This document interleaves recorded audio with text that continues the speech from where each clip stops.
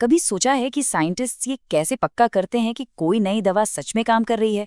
देखिए, बात सिर्फ दवा की नहीं है। इसकी शुरुआत तो बहुत बहुत पहले हो जाती है, एक ऐसी प्रिसिजन के साथ जो अक्सर पर्दे के पीछे रहती है। तो चलिए आज हम उसी अनदेखी दुनिया में झांकते हैं। और ये एक बहुत बड़ा सवाल है ना? क्योंकि सोचिए ज़रा, अगर लैब का हर चूहा जेनेटिकली अलग हो, तो ये कैसे पता चलेगा कि एक्सपेरिमेंट का जो नतीजा आया है वो दवा की वजह से है या बस किस्मत से? इसका जवाब है ऐसे जानवर तैयार करना जो बिल्कुल एक जैसे हों, और ये करना अपने आप में एक पूरा विज्ञान है। तो चलिए इस बात को थोड़ा और समझते हैं कि ये पूरी प्रक्रिया जो ज्यादातर लोगों की नज़रों से दूर रहती है, आखिर भरोसेमंद साइंस की बुनियाद क्यों है।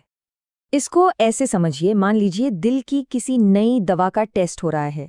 अगर हर मरीज के जेनेटिक्स एकदम अलग हो तो कैसे पक्का होगा कि दवा काम कर भी रही है या नहीं? यही बात लैब के जानवरों पर लागू होती है। भरोसेमंद नतीजों के लिए साइंटिस्ट्स को हर मुमकिन फर्क को कंट्रोल करना होता है, और इसकी शुरुआत होती है जानवरों की जेनेटिक्स से। और यहीं पर काम आते हैं जेनेटिकली डिफाइंड जानवर। ये कोई आम जानवर नहीं है, ये एक तरह से सटीक औजार हैं, जैसे सर्जरी के लिए एक धारदार चाकू। इन्हें जेनेटिकली लगभग एक जैसा बनाया जाता है ताकि साइंटिस्ट जो भी बदलाव देखे वो एक्सपेरिमेंट की वजह से हो, न कि किसी छुपे हुए जेनेटिक फर्क के कारण। तो सवाल ये है कि ये सटीक औजार बनते कैसे हैं? ये कोई इत्तेफाक नहीं है, इसके लिए एक मास्टर प्लान चाहिए, बिल्कुल एक असली जेनेटिक इंजीनियरिंग प्रोजेक्ट की तरह।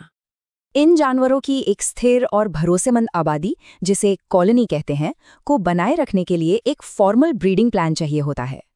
ये प्लान एक नक्शे की तरह है जो ये पक्का करता है कि रिसर्चर्स के पास हमेशा सही जानवर हों और ठीक उसी समय पे हों जब उन्हें उनकी ज़रूरत हो। इस प्लान में कई चीज़ें देखनी होती हैं। पहली बात, एक्सपेरिमेंट्स के लिए कितने जानवरों की ज़रूरत पड़ेगी। दूसरी, उनमें कौन सी खास जेनेटिक खूबियां होनी चाहिए। तीसरी, ये कॉलोनी कब तक चलानी पड़ेगी। और सबसे ज़रूरी, ये कैसे पक्का किया जाए कि पीढ़ियों तक उनकी जेनेटिक शुद्धता बनी रहे। इन सब के लिए बहुत ही बारीक प्लानिंग की ज़रूरत होती है।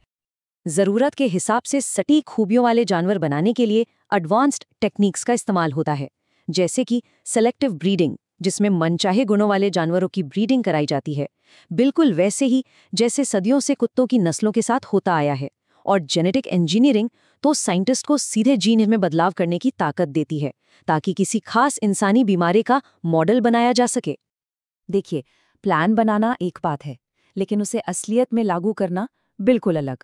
तो अब देखते हैं कि इन रिसर्च कॉलोनियों को संभालने के रोजमर्रा के काम में क्या-क्या शामिल होता है।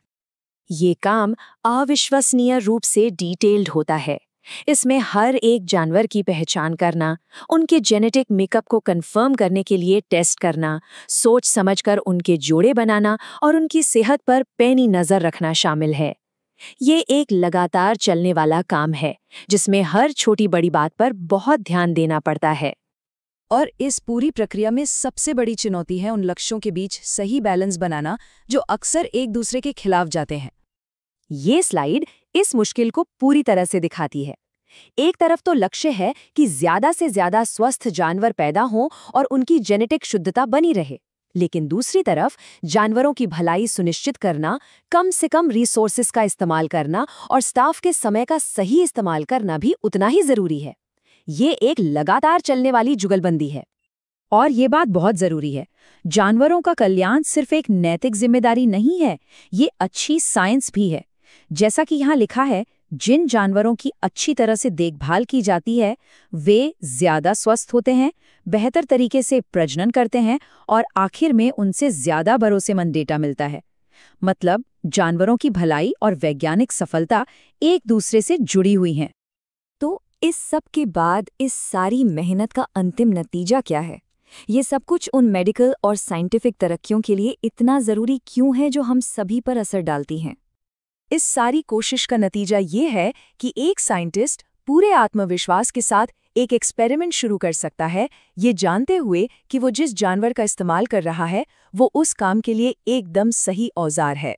उन्हें इस बात की चिंता करने की जरूरत नहीं है कि कोई अप्रत्याशित नतीजा सिर्फ किसी रैंडम जेनेटिक फर्क की वजह से आ सकता है।